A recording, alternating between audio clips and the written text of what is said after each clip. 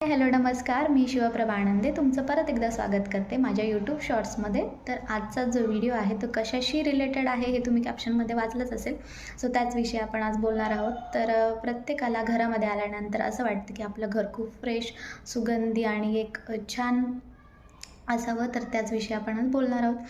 तर पहिले तर आपण घरामध्ये जो काही कचरा ठेवलेला आहे, जो की अन्न असेल किंवा इतर काही गोष्टी असतील, तर ते आपण पहिले घराच्या बाहेर नेऊन टाकलं पाहिजे. आणि दुसरं जे आहे ते आपण घराची खिडकी असेल किंवा घराचा दरवाजा असेल तो किमान 1 ते 2 तास ओपन ठेवला पाहिजे, जेणेकरून जी बाहेरची हवा आहे शुद्ध आणि स्वच्छ हवा ती घरामध्ये येईल आणि घरातली जी शुद्ध हवा आहे ती घराच्या बाहेर जाईल, जेणेकरून घरामध्ये एक फ्रेशनेस येईल.